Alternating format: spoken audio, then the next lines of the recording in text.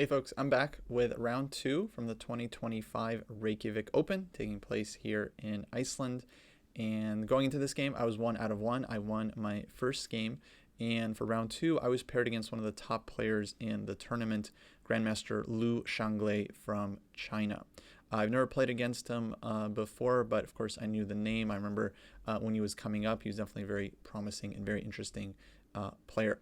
So going into this game, of course, I was expecting a huge fight, and this was a morning round game, 9 a.m., which is brutal. So I definitely didn't have as much time as I would have liked to prepare for the game. But nevertheless, I decided to play e4, which is not my usual move. I'm mainly like a d4, knight f3, c4 player, like closed systems. But yeah, lately I've been trying to play more e4, take more risks. Also just like haven't really played enough e4 in my chess career, which I think is a bit of a shame because e4 leads to just like such rich historic positions, open Sicilian, Ruy Lopez and all that stuff. So yeah, I would really like to just get more experience in these positions myself because chess is fun, and it would help me with coaching, because I work with players who play all kinds of openings. So I think it would be really helpful if I had a lot of personal experience, my own, in these different systems. So knight f3, and he thought for a bit here and he went d6 because he plays some different lines, but he actually ends up going for the Najdorf, which is quite interesting because of course I had a Najdorf in round 1 of this tournament. Now I'm playing it with white. Normally I'll get 0 Najdorfs, and my average tournament will have 0 Najdorfs because I normally don't play e4 with white and I don't play the Najdorf with black. But here I have 2 out of 2 Najdorfs, which is pretty cool. Okay, so I decided to play bishop c4, just like my opponent did in the first round against me yesterday. And the reason is because I was just looking at the line afterwards, and I thought it was actually kind of an interesting system. So e6 is played. Black really has to play e6 here against the bishop c4, so-called Fischer-Sozin attack. I went bishop e3. This is kind of like the new trend nowadays. I'm not sure exactly who popularized this line or like came up with it, but I saw like Kramnik had multiple games in this several years ago, and then since then it's really taken off. So he might be the one responsible. I'm not sure. He's obviously had a lot of opening innovations, and yeah. So the idea of this system, if you didn't see the round 1 game, basically white is looking to go bishop to b3, f3, queen e2 in a lot of positions, castle queenside, and then launch this kind of English attack. It's like English attack style, but with the bishop on b3, which runs counter to like the classic way we used to understand the system, at least as far as I know, where the point of the bishop on this diagonal would be to hammer with f4, f5, which is like the classic plan. So this f3, g4, this is kind of like a new way combining systems with English attack and bishop c4. So here the main line for black is to play either b5 or bishop e7. So in my game yesterday, I played bishop e7. My opponent played bishop b3. I went b5. White went a3. I castled. And here white went g4. I went bishop b7, f3, knight fd7, and I do think black was all right in this position. Had we repeated the exact same line, I probably would have started with f3 here, queen e2, just because I was looking at the opening a bit, followed by castles queenside. And yeah, actually there's a very nice game that was won by Norbek Abdusatorov in the 2024 Olympiad against, I believe it was Andrei Volikitin from Ukraine, using this line. A very, very nice instructive game, like maybe textbook game for this this whole line. Anyways, my opponent played knight c6 here, which is an interesting move. In yesterday's video, I said you're not supposed to play knight c6 in the Najdorf, which is of course not always true. It's just like a principle. And here, actually, there's absolutely nothing wrong with this move. In fact, I believe it kind of transposes to a classical Sicilian, because normally the classical Sicilian would be knight c6 here. And you can play bishop c4 in this position. In fact, I think this might be the actual Fischer-Sozin attack. Fischer definitely really liked this move, bishop c4 against the classical. And then here after e6, bishop e3, one of black's main moves is to go a6 here. I don't think it's necessary, but it's definitely an option. And then white typically backs up with bishop to b3, and we transpose to the game already. So while I couldn't, I didn't prepare this going into the game, the funny thing is, it's like, I wrote this book on the Open Sicilian, modernized the Open Sicilian, 10 years ago at this point, so long time ago. And this was the system we recommended against the classical Sicilian. Because, of course, against the classical, bishop g5, Richter Rouser is much more popular. But me and my co-author, international master Zhanibek Amanov, we recommend this bishop c4 line, mainly inspired by the games of Fischer. And we thought it was like a really interesting attempt to pose some problems for black. Of course, it's been long known since before the book, but at the time, bishop g5 was like, the main move by far. No one was really playing bishop c4, but we were like, no, maybe bishop c4 still has some interesting points to it. Okay, so what I'm trying to say is I was basically going off of my knowledge from writing that book 10 years ago. So I played bishop to b3. Obviously, I didn't know a ton of details here in this position. Black goes knight a5, which is a typical idea here to try and take the bishop. And now I played f4. And so here I kind of switch it up. I go back to the classic plan of f4. I should say, actually, I was looking at the database a bit. Queen e2 here is probably the more testing move, at least if white wants to get the setup that I was trying to get in the game. And I think this one would actually be pretty interesting for white. For example, black can go like queen c7 and let's say castles. And here on knight a5, one of the points would be for white to actually put the bishop on d3, supporting the e4 pawn, and then of course supporting future f4, f5, g4, kingside pawn storm, typical Sicilian play. This position definitely would be very, very interesting and playable. Okay, I go back to the old way, bishop b3, knight a5, f4, and now black plays queen c7, which I think is a nice flexible move. There's a very classic game in this line, Fischer against Cardoso, from 1957. It wasn't this exact move order. I believe to get to the game, it was something like bishop e7, queen f3, and then maybe castles, and then knight takes b3, something like this, and then Fischer took with the a pawn. It's also possible to take with the c pawn in some positions, but here ab makes sense, forcing black to spend an extra tempo to play b5 because of knight takes b5, so black will have to play like rook b8, queen c7, and then b5 to get this in. And yeah, Fischer just won an absolutely fantastic game with this advance g4, g5, followed by f5, and then queen h3, and this nice maneuver like rook f4, rook h4. Definitely check out that game if you haven't seen it and you want to learn more about how to play these positions. So here black goes queen c7, which I think is more flexible because he doesn't commit to taking right away. And if he can time it right, then he might be able to play b5 first and then take on b3 and then not have to lose time on rook b8 to get b5 in. So that's kind of the point of black's move order here.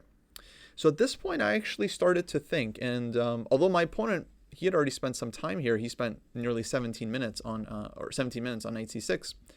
At this point, it was my turn to tank because I wasn't sure exactly what I wanted to do, and white has multiple moves, and I was just trying to figure out what to play. So a couple of ideas I considered. Basically, actually, I was mainly looking at two moves here. Queen f3, three moves. Queen f3, queen e2 to cover the c4 square, and g4, which I also thought was very interesting to just immediately launch g4, g5. One move I did not consider that actually I think I should have was f5. I think this is a very reasonable move because this kind of forces black to take on b3. And then let's say I go ab, and black could go e5. Probably knight should go back to e2, but I'm not totally sure. But the idea would be for white to someday play bishop g5, trade this knight off, and of course establish a knight on d5, which always works in textbook examples, but then never, you never are able to get this in an actual game against a strong player. But f5 definitely a very reasonable move to consider here. The main move I was really thinking about was g4, and I definitely regret not playing this move because this is one of the lines we analyzed after the game. I just talked briefly to my opponent afterwards, and we just looked at a couple lines, but he was very nice to show me some stuff. But yeah, this would have been interesting because after queen f3, which was the game, b5, I ended up playing a3 here, which is not ideal because it costs time. But I felt like this was necessary because if I play g4 here, then I thought black could go b4. I move my knight somewhere, let's say knight a4, bishop b7, and I have problems with my e4 pawn, right? So I'm not in time to play g5. Maybe I have some resource. I haven't checked the whole game with the engine. I only just briefly looked at the opening to get some idea of what's going on here. But yeah, I haven't checked any real details with comp B. So far, that's just what I was thinking. Take it or leave it. So the idea to go g4 was to improve on this line, because if black plays b5, g5, and then let's say the knight goes back knight d7, for example, well, then I don't really necessarily have to play a3. And yeah, it's just like much improved version for white. And okay, I mean, I don't know if black can even play, there's ideas like bishop takes e6 and f5 and all kinds of stuff. But yeah, that was the idea. The reason I rejected this was after g4, b5, g5, I wasn't sure about this move b4. But it turns out this is actually not so great for black. So takes, and yeah, I was having a hard time figuring this out. We looked at this after the game. Takes, bishop takes g7. And yeah, my opponent suggested like rook g1 here, which I thought made a lot of sense, and basically told me he didn't really like black's position. And then this was basically the only thing I checked with the engine, which pointed out bishop a4 check is a very nice move. So this actually gives white a big advantage here, because the idea is I get this tempo, and then I'm going to be able to play b3, and so black isn't able to spoil my structure, and I cover the c4 square, so the knight on a5 becomes really bad. So the king can move, or bishop to d7, but then I'm trading. Black takes with something, and then b3, and white actually has a huge advantage here. So this definitely, of course, I missed. But the cool thing is g4 actually is, I believe, one of the top moves by the end, maybe the top move actually, and it was very rarely played. So it's quite happy with myself for at least finding the idea, realizing it's a strong move, spending the time to look at it. Unfortunately, I didn't, quite calculate it all the way through, or quite evaluate it properly to end up playing it, because I just wasn't thinking it was working. But okay, at least I'm glad the idea came to mind. And so yeah, the engine says black has to play like not has to, I think h6 is playable, but then queen f3, and white just has a better version of everything in this line, because we got black to play h6. d5 is possible, e5, knight d7, and we get some kind of French. But I think white can definitely have chances to be a little bit better here. And it's not an easy move for black to find, d5, in this exact position. It's definitely not the move you would want to play. Okay, so I end up going queen f3, b5, a3. And I did think this is still okay for white. Like if black takes on b3, I'll probably take with the pawn. Let's say bishop b7 and castles. This is kind of what I had in mind. I thought this was a reasonable position. I'm going to win a tempo in the future with rook ac1, and the queen will have to move somewhere like d7. And I thought this is playable. Like maybe in the future I can go g4, g5, or play kind of more on the queen side, like b4, knight b3, knight a5. I'm not sure if that's so good, but maybe I just put the rooks in the center and just kind of see what happens. So I felt like this was okay for me. So black starts with bishop to b7. And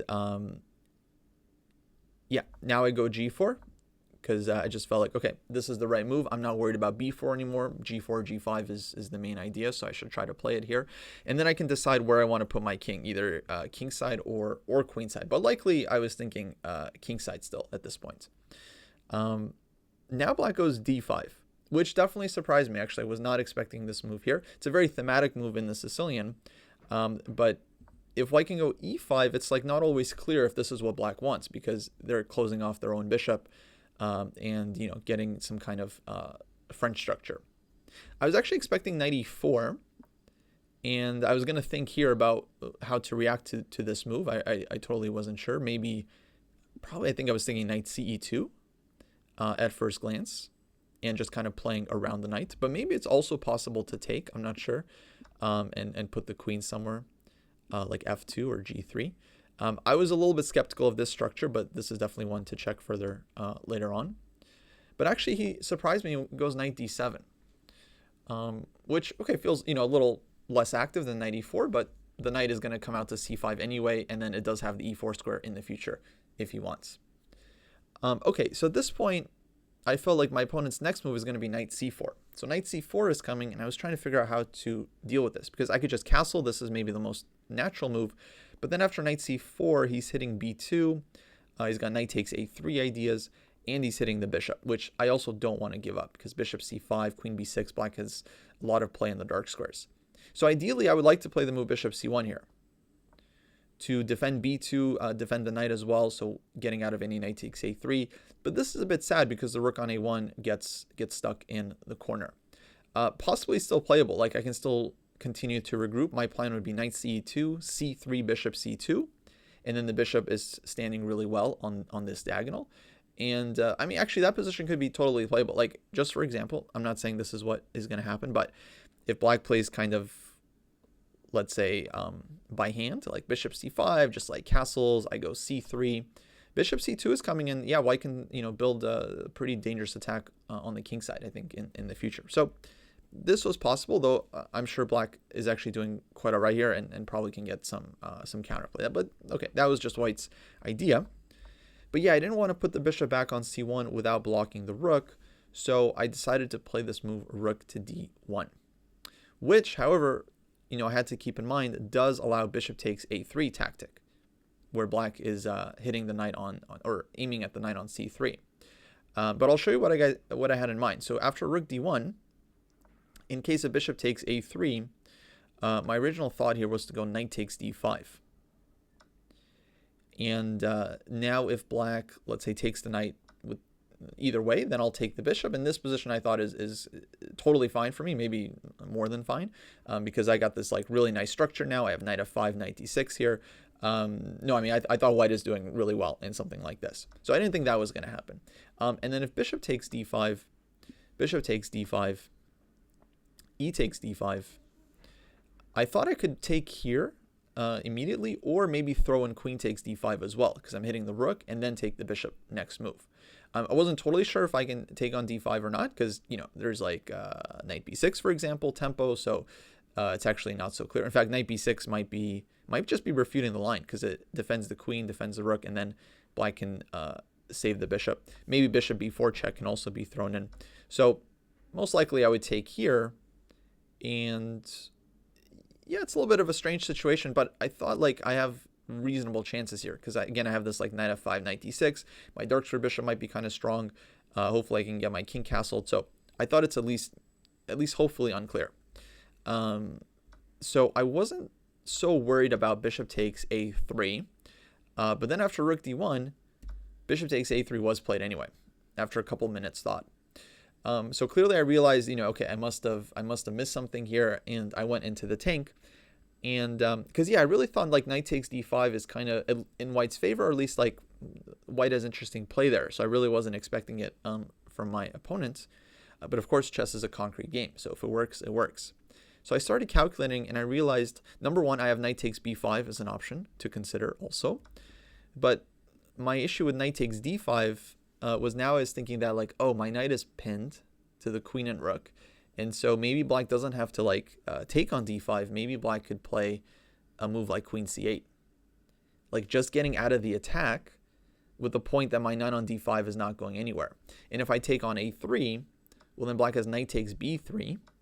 And if I take this one back, then bishop takes d5. And I'm losing the exchange. And so, okay, I considered what kind of compensation I would have here, but I didn't think it was really much at all, because black's king is going to be very reasonably safe. My minor pieces aren't that good, and I have weaknesses. So I felt like this should just be good for black, maybe just stone cold winning, or at least much better.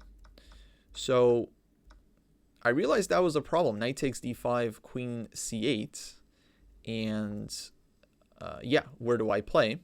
But then I found an interesting idea here, which I'm not sure if it works, but I'll share with you folks anyway. I thought it could take knight takes b3 and then go knight f5 here. So pretty thematic shot in the Sicilian. And the point is, okay, I'm threatening knight d6 check, knight takes g7. If black takes the knight on f5, well, then I take the knight on b3. My knight on d5 is solid. I don't know how to evaluate this position, but I thought like I'm doing okay. At least I didn't see how I'm immediately losing. And so if black... Yeah, I mean, I'm not sure what else black can do here, because if they don't take the knight on f5, then knight d6 check is a huge concern. And if they castle, then there's knight e7 check. So, yeah, this I thought is working for white. But then on knight d5, I started looking at queen b8, because what if the queen goes to b8, so then he doesn't get hit with this knight d6 check. So then I was looking at this, takes, knight f5, and here I think black has more options, but it's not that simple. Like, for example, bishop takes d5, I'll sack the exchange. I'll go knight d6 check. where does the king go? King f8, and now I can take immediately, or maybe throw in queen takes d5, I was thinking, hitting mate and then taking the knight on b3 next. And then once I recapture the knight on b3, well, then I'll just have tremendous compensation for the exchange with knight on d6. But for getting the knight on b3, actually, like, it's not easy to see how black even gets out of mate here. Like, queen d5 is just, such a vicious move. So that didn't seem to be working for black either. And I was thinking, like, what's he going to do? Like, I was considering queen d8 as well, because I thought maybe queen d8 is better. But here, I think I'm going knight f5 anyway. And now the problem is, takes on a3 first. Then knight takes b3. Black has to play, otherwise it doesn't really make sense for black. And then knight f5 here. Again, with the same idea, I want ef, so I can take the knight on b3 without just losing the exchange. And here, I was a little bit worried. Well, not really worried, but I was trying to figure out, like, what can black do here. Another option for black would be to castle, just leaving the attack on both knights. But then I have knight e7 check, and the bishop on b7 is hanging. So there's, like, all these tactical details. Then I looked at, I think, queen b8, ba3, knight takes b3, knight f5, castles here. And here I realized I can take on b3, because if black takes on d5, I have knight e7 check. And so there's no knight e7 check with the queen on d8, right? Queen on d8 would cover this, but in that other line, there would be knight d7, and then I win the bishop. So it seemed like all of this was working for me, or at least I couldn't find the refutation. But then I also wanted to consider knight c takes b5, because I actually thought this was interesting too. Because here, okay, I'm hitting the queen, and then, for example, after a takes b5, b takes a3, let's say knight takes b3, pawn takes, I really actually wasn't sure how to evaluate this position, because, and I haven't checked this one with the engine, so I'll be curious later on what it thinks. But here I actually thought it might be pretty reasonable for me, because I've got the dark square grip, and black can win a pawn with rook takes a3, but then I just castle. And so I'm threatening knight takes b5, which is not an easy move to defend against comfortably. Like rook a5, I go b4, for example. Queen doesn't want to go to b6 or c5, can't go to c6. Bishop c6, there's rook c1, of course. And if queen a5, defending the pawn, I was actually considering f5 here. Just opening up the king side, sacking a second pawn, but like knight takes e5, queen f4. And I couldn't really find a clear way for black to, like, just be 2 pawns up and have a nice advantage, because I have a lot of threats. I'm hitting the knight and hitting e6. And so if the position opens up, I have a very strong dark square bishop, attacking with opposite color bishops here. So I actually thought this is, I didn't think I'm better here. I thought for sure, like, black should be better, like, should have some way, or at least I didn't really believe in this, but at least it felt like, well, it wasn't obvious for me, like, how black is going to refute this. So I thought maybe it's kind of interesting. Let's see what else. Yeah, like queen c3 check is possible. I basically never worried about this check, because I thought my king will still find shelter on the king side. And now I have rook c1, and rook c7 is a very unpleasant threat. So like queen b2 check, for example, let's say king g3. Maybe black takes this one, but possibly rook a1, rook c1, and then infiltrating on c7. Actually, here knight takes b5, excuse me, is just immediately kind of interesting for white. So this is actually where I started spending a lot of time, because I thought both knight takes d5 and knight takes b5 are quite interesting, and I wasn't even sure which one to pick. Eventually, I went with knight takes d5, just because I thought, like, well, I couldn't refute it, and it felt stronger than knight takes b5, where I thought maybe I'm kind of playing for a draw, like down a pawn, opposite color bishops. And I couldn't figure out, what my opponent was going to do. Obviously, my opponent is a very strong player. I knew he had some idea, but he also only spent like 4 minutes on bishop takes a3. So how much could he really calculate? I was thinking, like, it's very possible, he missed something. Like, especially, I think, very possible a player, even a very strong player, could miss like takes, and, knight f5 here, right? If they weren't like super figuring everything out. So yeah, usually I'm doubting myself, but at this point I was kind of doubting the opponent, because just concretely, I didn't see what he's going to do here. So I did play knight takes d5 after 26 minutes, almost 27 minutes of thought. And here came the bomb. Bishop b4 check. And so this was the move that I had overlooked. Which, okay, I mean, probably I should have seen it. It's a check. It's a forcing move. But somehow this move just escaped me. Maybe because the knight is covering this square, so I just didn't think it was possible. But obviously the knight is pinned, so of course it's possible. So yeah, somehow I just had like a slip on this move. Or maybe I just thought like, oh, I play c3 and nothing really changes. But I didn't really fully investigate what happens here. So yeah, if I move my king, well then the bishop on b4 isn't hanging. So black just takes the piece. And I'm sacking a piece, and it's not going to be enough here. Queen takes d5, black can even castle, I think, or move the rook, and yeah, like a rook d8, I think, is pretty annoying, and he's got some discoveries. So that didn't seem to be working, and instead I played c3 because like basically that's the only other move I really have. But the problem after c3 is that black just takes on d5. And so if I take on b4 here, he's taking on b3. And then the difference between this and the other position is that I'm not taking back with the pawn here. I have to take back with the knight, which of course allows d4. And it's just losing. I mean, I'm just losing everything. Queen is hanging, bishop's hanging, rook is hanging. I'm just losing all the material here. So basically that's it. Like c3, e takes d5, and essentially black is winning material. So after the game, I asked my opponent, like, well, what about knight takes b5? What did you think on this one? Because I was kind of lamenting, oh, why didn't I go knight takes b5? Maybe this was the better choice. But actually, black has bishop b4 check here as well, which I also blundered in this line. Again, probably thinking I have c3 and you know, not really seeing the difference here. But here, what black can do is take once, I believe. I don't want to go knight takes b5 because then the queen will just move, and d4 is coming anyway, and my bishop on b3 is hanging. So maybe even just like queen, maybe just like queen c6 here. I'm not sure. Maybe queen goes back. But the real problem for me is that I can't just take back on b4 like I would like to, because knight takes b3 again comes, and then if I go knight b3, d4, I'm losing everything. So yeah, I think both of these moves are bad. Knight takes b5 and knight takes d5. But if I don't have either of these moves, well then I'm just losing a pawn here. So then clearly this is not clearly rook d1 was a big mistake. So we were looking at what white could do other than this. My opponent suggested knight d1, which I thought was, you know, it's not the move I want to play, but it does make sense because it defends b2 and supports this plan of c3, bishop c2 that white really wants to play. So for example, like knight c4, I think we were thinking like c3. I think here we have enough. We can give the bishop drops back to c2, but black is doing well. I feel like we thought black is definitely in control here. I mean, the knight doesn't want to be on d1, it wants to be like on e2, g3, and so on. But I mean, maybe eventually I can get it out. It's certainly still a playable position, but yeah, no doubt this is what white should have done, something like this.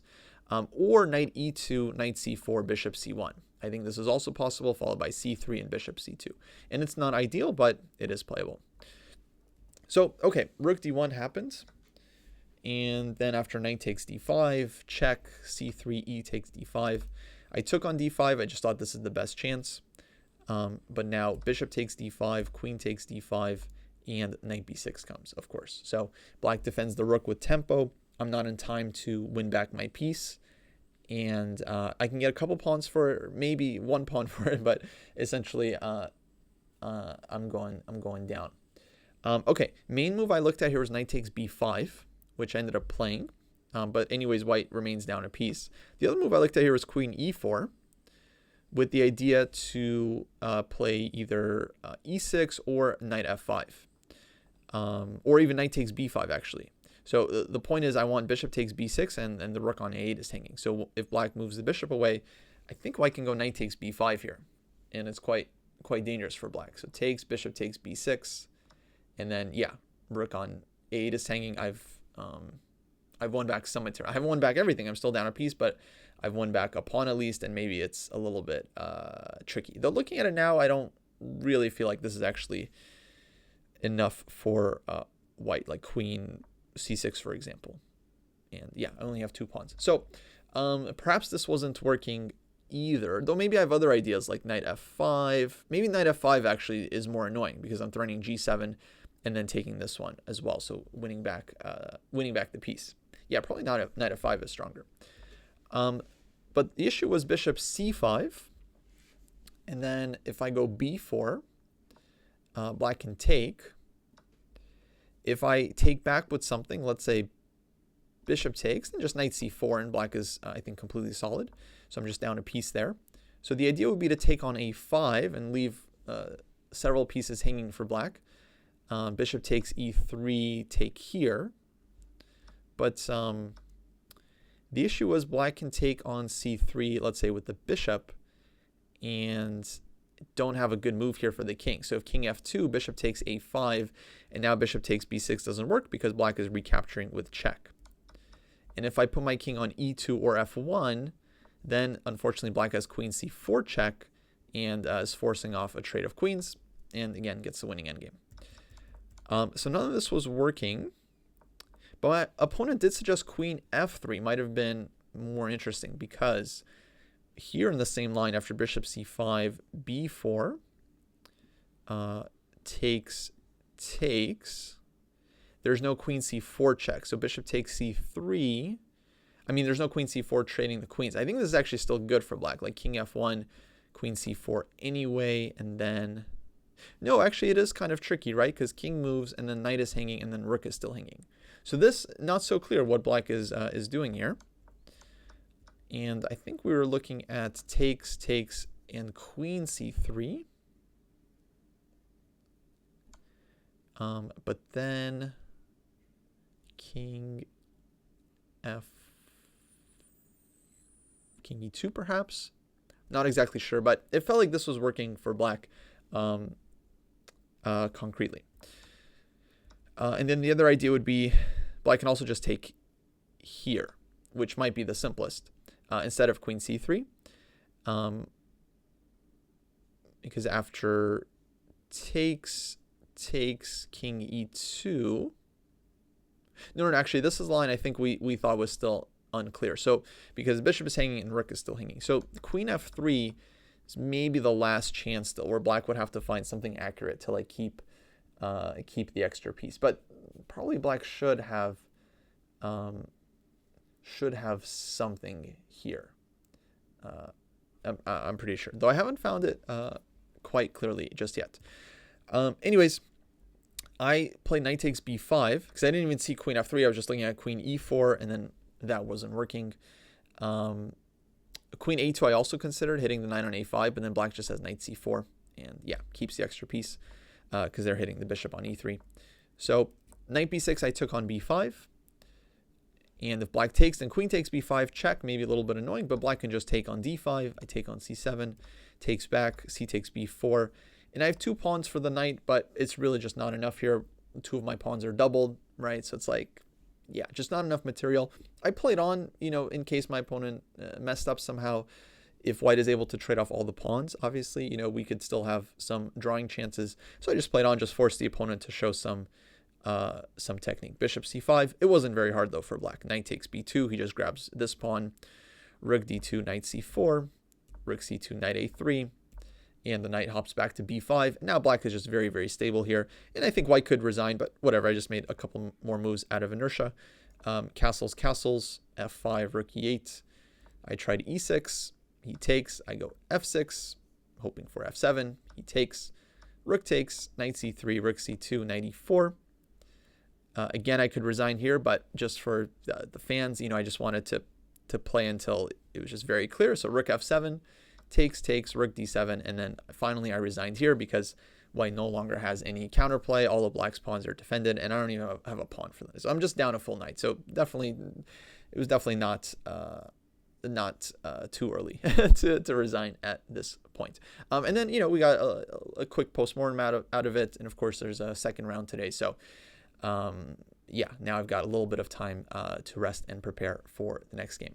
So that's going to do it for this recap. Thanks for watching. Really interesting game. You know, I feel like I learned a lot of ideas. Of course, I do wish I was like better prepared going into it. I just didn't have a lot of time before the game. It was a morning round. And yeah, unfortunately against the Nidorf Sicilian, like other Sicilians, you really do have to like know your stuff really well. So something to work on. But yeah, thanks for watching, and I will hopefully see you in the next one.